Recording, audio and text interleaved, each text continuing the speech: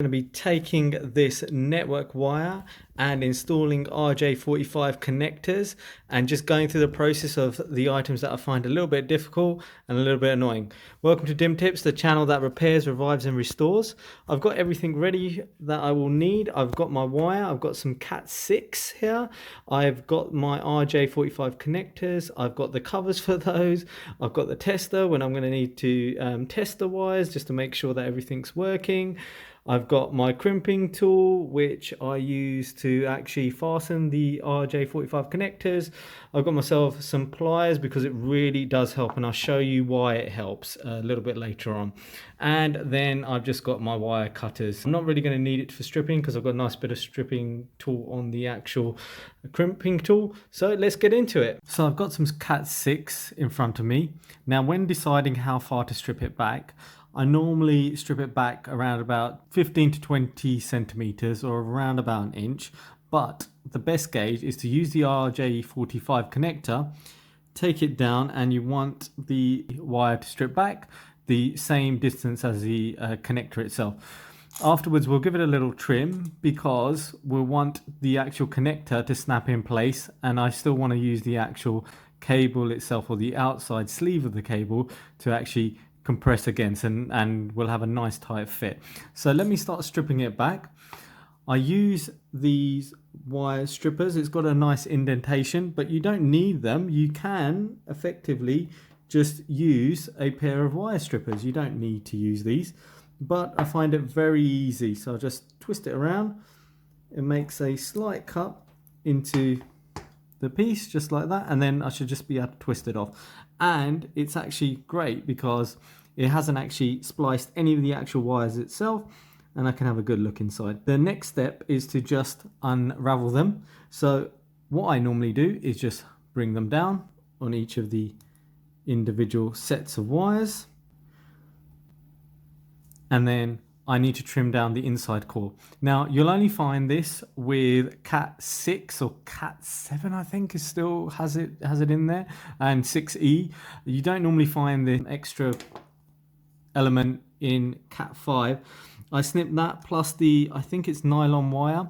I snipped the two just using the snippers because we really don't want that. And there we go. What you'll find, the main difference between Cat 5 and Cat 6 is the number of twirls of wire. Now, a quick and easy tip, which I picked up from eFix, is just put your screwdriver through the wires, move it across, and that's an easy way to unravel the wires. Probably a little bit harder with Cat 6, so I'm just going to do it manually across the ears.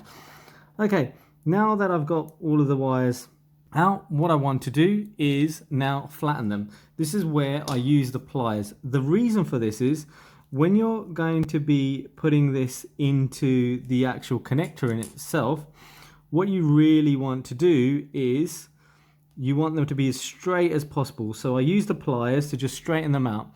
It really does help, especially with Cat 6, because Cat 6 has slightly thicker gauge wire compared to Cat 5. So there really is a need to do this. You need to decide on what wiring convention you use. I am using EIA TIA 568A rather than B. There's two conventions, but it's just a color scheme that you use. And it's the ordering of the wires. So if I look at the RJ45 connector, I'm going to be starting from the left hand side. I'm making way to the right hand side. I'll start with white and green, followed by white and orange, followed by blue, solid blue, followed by light blue with white lines, followed by orange, followed by light brown with line, and then brown itself. The reason for this is I just prefer it, to be honest, and I find it a lot easier. So what I'm going to do is I'm going to mark them together. Start with the green and white. Nice and easy. Then I'm going to be putting the orange with white line next to it. Followed by the blue. Followed by the blue and white. And what I do is I normally now, at this stage, before messing around with the orange, is I just twizzle them and move them side to side, up and down, left and right, just to line them up quite nicely. I find that it is really helpful.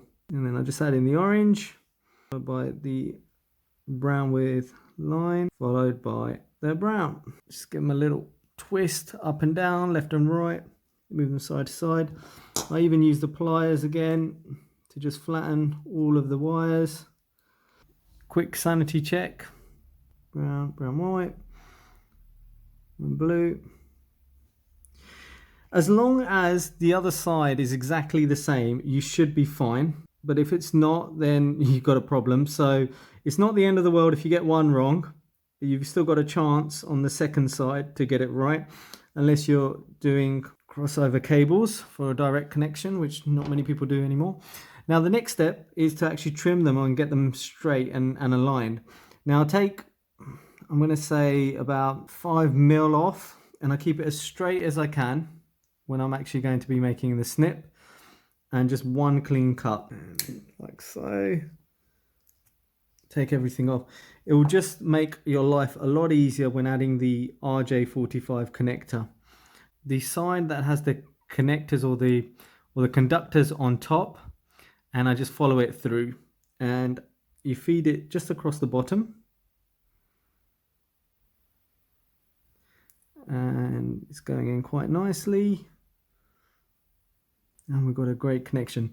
I now, before crimping, do just another sanity check, just to check that the wires are aligned as they should be. See, we are good. I check both sides because you can't see everything on the top, just the way that the cables arrange themselves. I'll get it nice and snug now, and you can see that the actual outer piece of the cable I've made sure is against this element here, because this actually snaps into place and stops the cable from moving out. And then the crimp itself will move these pins down and slice the wire. So then we should see it.